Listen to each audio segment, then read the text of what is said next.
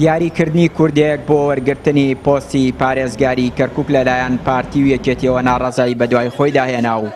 عەرەب و تورکمانەکانی شارەکە و بڕیارە بە بڕیارێکی تاکلایەنە نەدەزانن و ڕەتی دەکەنەوە. بەرپرسێکی یەکێتی لە کەرکووک ئاشکرای دەکات بۆ مەبەستە وەفدێکی پارتی و یەکێتی بۆ گفتوگۆکردن سەبارەت بەو گرفتە سەردانی بەغداد دەکەن و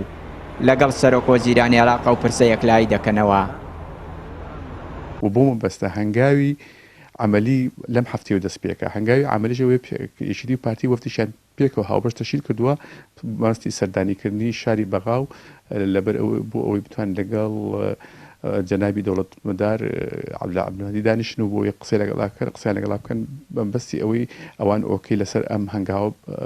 دابنێن لەبەرەوەی هەنگاوەکە پێویستی بە ئۆکەی حکوومەتی عێراقی هەیە. ئەمە لەلایەک هاوشانی ئەوەش لەگەڵ پێکاتەکانی کەشە ئەم گفتوگۆیە ئەکرێت لە پێناوی هەم دانانی پارێزگار و هەم بۆ تەقاسمی سوڵتە لە شارەکەیە تا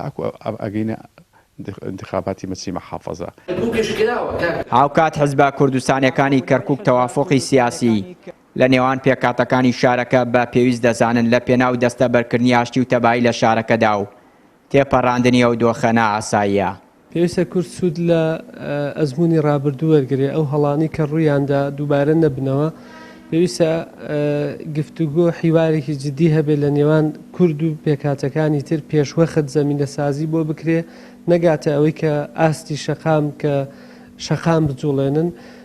پێویستە ئەو پارێزگایی کە دێ پارێزگای هەموو نەتەوەکان بێ پارێزگایەک نەبێ بەس بۆ نەتەوەیەکی دیاریکرا و یاخود تەنها بۆ کورد. ئەمانە وا ئەکەن کەوا تۆ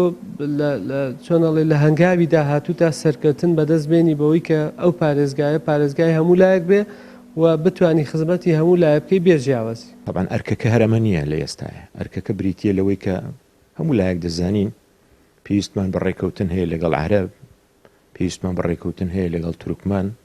ئەوانش حەقی خۆیانە کە پۆستیان هەبێ و ڕێ بکەوین لەسەرەوەی چ پۆستێک و بەوان بەر ئەوان بکەوێت و ئەمە ڕێکەوتنێوێ و کە بڕیارە ئێمە پێکەوە بژین و لە شارێکا بین و خەڵکی ئەم شارە بین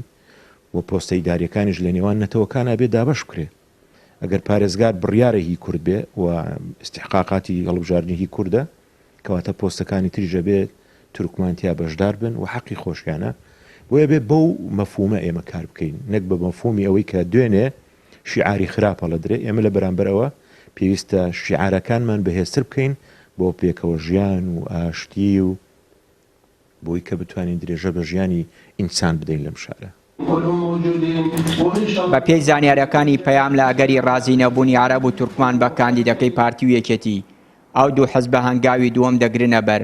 کە یەکلاییکردنەوەی ئەو پۆستەیە بە زۆرینەی دەنگی ئەنجومەنی پارێزگای کەرکووک لە بەرژەوەندی کورد. چیانووری کەناڵی ئاسمانی پەیام کەرکووک.